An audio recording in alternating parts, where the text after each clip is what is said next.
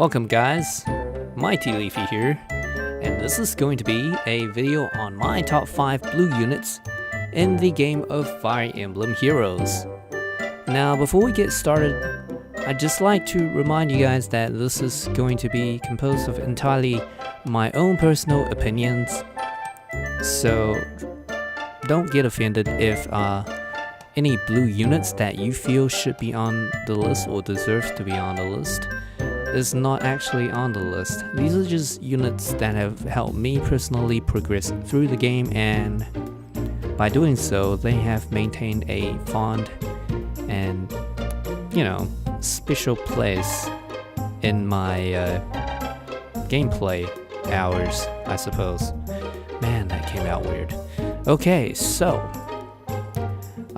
secondly, for those who want to have some casual Fire Emblem Heroes conversation with like-minded people, like myself, wink wink, please feel free to check out my Discord link down below and join my new Discord server. It's pretty new, and we'll give you some cookies. But they're second-hand cookies. No, actually, there's no cookies at all. But yeah, just come join us anyways. So with that being said guys, I want to move on to the actual list. Now starting off the top 5 blue units in the game, in my opinion, is Nally, the Eternal Youth. Now Nally has always been one of the units I've wanted since the launch of the game. The main reason for that, aside from her being very cute, is that she has a built-in distinct counter in her weapon. Her default weapon at 5 stars is the Lightning Breath Plus. It allows counterattack regardless of distance against its foes, and is still useful to this day thanks to its ability to bypass Braveland's Sakae's blessings. The downside, of course, is the weapon might, and the special cooldown charge of +1. Now, the weapon might isn't actually all that bad, but being 11, it is a little bit underwhelming compared to some legendary 5-star weapons that other 5-star units have access to. Anyways, moving on. Stats-wise, Nally is a all-around tank. She has high base stats because she is a dragon, but where she really excels in is her color advantage against Falcion users, which are all red sword units. Because of her high attack power, moderate defense, but unimpressive lack of speed, the general go-to build for her is to give her Triangle Adept 3 on slot A for better survivability against Falcions. Quick Riposte 2, 3 works as well if you have a spare 5-star to spare for slot B, because then she can double the first enemy that attacks her in the entire round. And her C slot, by default, is Threaten Resistance, which basically gives her a attack boost if you position yourself correctly. Now I have Fortified Defense on mine because she is currently part of a team which really appreciates the buff a little bit more. Now at number 4 of my top 5 blue units in the game is Cordelia, the Knight Paragon, not to be confused with the Paragon Knight that is Xander. Anyways, for the weapon I have given her 5 Sweet Lance Plus, which you can inherit from, what's his name now? Roderick, 5 stars, that's the one. Anyways, that is the, what I have here is the Heavy Blade build, which allows her to proc Gale Force on the first turn, provided the enemy has 1 attack or less than Cordelia's 51 attack stat, and provided of course she is able to double the opponent. So for slot B, I have Swordbreaker 3 to help her with that against some of the faster units in the game, which all generally happen to be sword units. Now if they're not sword units, they generally would be mages, and mages tend to not live through her attacks anyways, so I think it's fine. Now because she is a flyer, reposition is obviously the go-to assist skill you would want on her. Now depending on your team comp, however, you may want to switch that for something else. The B slot you can play around with. Sometimes you can go with Desperation, and if you go for Desperation, please try out the assist skill Reciprocal Aid, which you can get from Donald, which is quite good as well. Personally though, I find it to be too much of a hassle to set up mid-combat, and I found this setup much easier to run. Threat and Speed 3 is her C skill. This is in the case that she is not with her flyer buddies, which she is currently on my defense team, so she is not with her flyer buddies in that team, unfortunately. You run Threat and Speed 3 to help her proccing a double to get the first turn Gale Force off. If she were to be in a flyer team though, then I would replace her Threat and Speed 3 with a 4 to 5 flyers, which you can get from, what's her name? Kada. A 4-star Kada. Yeah, that's the one. Yeah, you can get 4 to 5 flyers from a 4-star Kada. Right. Yes. That's because she would benefit from home flyers herself, and ideally in the scenario in my head, the person giving out the buffs, the person giving out the offensive buffs would generally be a little bit fragile. So this is to help protect the buffer in a way, but usually they don't need it. Anyways, moving on.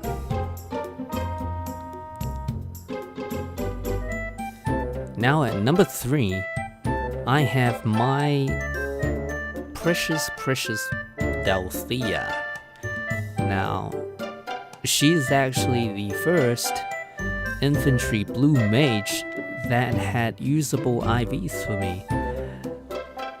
This one I believe was plus attack minus resistance, and I managed to pull another one that was plus speed, however it was minus attack. Fear not though, I'll just give her the Blade Tome and turn her into a generic Blade Tome mage. But as is the case, I was getting a little bit tired of the Blade Tome go-to build, so I decided to keep her default weapon, which is the Dark Aura, on this particular build right here. Yes, I kept both Delphias. I got 2 from the Heroes of Deathblow banner 2 weeks ago, I think. So this build isn't exactly optimal for PvP, nor is it exactly optimal for anything, to say the least. It's just optimal for having a little bit of fun. Now the idea is, with the Dark Aura weapon, she's able to buff adjacent allies with melee weapons for an incredible attack buff of plus 6 attack. Now it even buffs adjacent allies who are using Dragon Stones, so she would be quite good actually on a Dragon Emblem team. Now drawback is the default go-to assist skills I have on most of my mages, simply because I feel like they're more, I like to use them a little bit more than reposition, because the thing with draw back is you can also draw forward, and it's a technique where you draw your ally forward with you and pull them forward, and it basically allows your character who is performing the drawback to advance 1 square tile further than they would otherwise have been able to. Now this is really good when you use it on a mage who needs to pull her dancer along the ride, forward to get the adjacent ally buff off from the dancer at the start of the next turn, while also wanting to be in the line of fire to tank a attack. So say if you're Julia, yeah, it's very useful. Anyways, I've kept Miracle on her because it's indeed been a miracle and it has gotten me out of some sticky situations, so I appreciate it. I don't need all my mages to have Moonbow or Draconic Aura, if you know what I mean. Renewal 3 is a little bit of fun B-slot skill I put on her just because I felt like, having her in the Tempest trial runs can be quite fun, and also Renewal can be a pain in the ass when it works together with Miracle. Oh look, she's at 1 HP, she's about to die, one more hit, she's got Miracle but it won't proc. Oh no, she got Renewal, oh man, she got 10 more HP, now she's got 11 HP, now it's gonna proc Miracle, for example. Anyways, moving on, Drive Attack 2 to obviously further boost the attack of just people standing close to her that are her allies. I don't know, guys. Okay, so Sacred Seal, I would probably put the attack +3 or speed +3 Sacred Seal on her, and I guess that's about it. Alright, next character.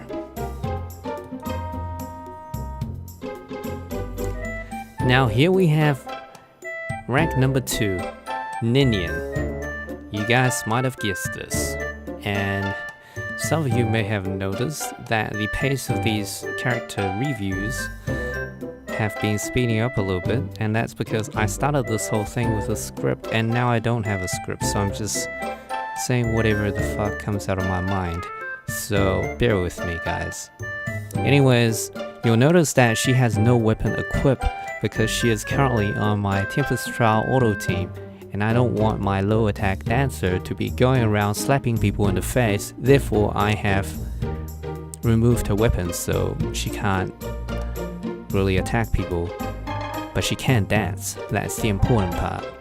Now for the assist skill, I don't know, I feel like dance is a better option than reposition, but it's up to you what you guys want to put on there. Now Moonbow obviously because she would typically have Lightning Breath Plus. I know it's not very much damage coming from Ninian, but I'd rather debuff the enemy in terms of HP regardless of distance than letting them get a free hit and run with it.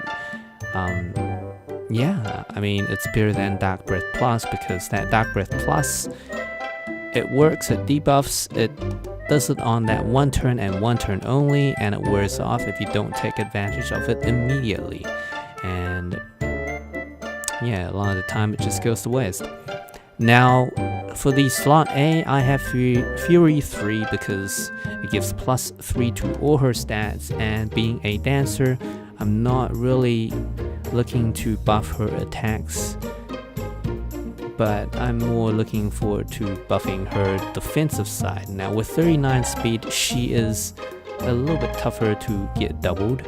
With 42 HP, that's a respectable HP level, especially for a dancer, so being that she has 39 speed, cannot be very easily doubled.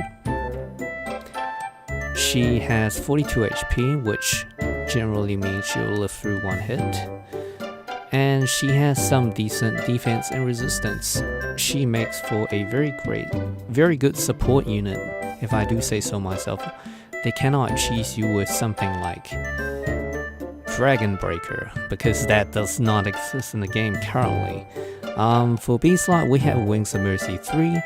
That basically allows this particular dancer to teleport and aid those who are in dire need of help because they have been hit and are below 50 HP. I mean 50% HP. 50 HP is quite a lot, so 50% HP. She'll teleport to them and dance to them. They'll run off and then she'll die, but maybe not, I don't know. And hone attack for the start of turn buffs, because I don't know, generally I find that when your ally is in the danger zone around 50% HP, generally they have a lot more going on, you see. They have the desperation thing procced, they might have their ulti, their special, proccing soon. So chances are hone attack I find easier to set up and more useful than spur attack. And if I was to replace that with something, I would probably replace it with infantry pulse 3, which I do have on her, but for that she would need a HP plus 5 seal to make the full, take full advantage of it. Otherwise, maybe drive attack 2, what am I saying? Drive attack 2, drive attack 3 does not exist, guys. Anyways, with that being said, we move on to our number 1 spot. Who could it be?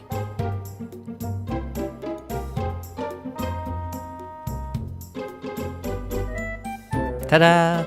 Surprise, guys! Number 1 spot for my favorite blue unit so far in the game goes to Asura! Now, I don't know. I guess the main reason she is my favorite blue unit in the game so far is because I pulled her early, So she did a lot of carrying for me, both in story mode and in the early arena days. Now her Sapphire Lance meant that I could just basically put her to one side and think nothing of red units, because she would for sure be a blockade, the block off any oncoming red units. That is unless sometimes I put the carrot lance on her because it looks funny and that gets her killed, so that's not very good. So Sapphire Lance Plus, don't switch it, it's not worth it. Maybe when Slaying Lance Plus becomes a little bit easier to acquire, I might consider that, but Sapphire Lance Plus generally works the best. She needs that extra Triangle Adept 3 advantage to not take too much damage, because she has very low HP available for her to, yeah. Well, anyways, her best assist skill is, well, I don't know, it's a tie between drawback, reposition, and sing, I believe. But I picked sing, I don't know why. Anyways, Moonbow, because she is a dancer, support unit, she is not going to be in combat much, so I don't want her to charge her specials too much. If she has Aether procced, then I must be doing something wrong to have her engage in combat so many times to have Aether procced. Anyways, Fury 3 just very good for support heroes who are not going to see much combat generally. This is to prevent them from getting doubled, maybe taking a lot of hits on the physical defense side, like damage wise, and also it ups their resistance, which many heroes seem to, lack. Wings of Mercy 3 again on dancers is a great idea.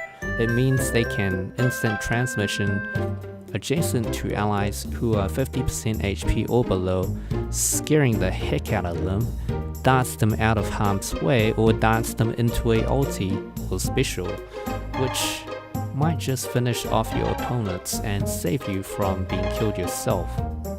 Now I have Hone Attack 3 on mine. She does have Infantry Pulse, but I do not know what I was thinking at the time. She has low base HP, I guess I just wanted to put Infantry Pulse on all my dancers at the time. That was a bad choice, guys. So she has Hone Attack 3 as her C slot, and Hone Speed 3 as her Sacred Seal. So she is a all-around buff buddy for anybody who is lucky enough to be in her presence.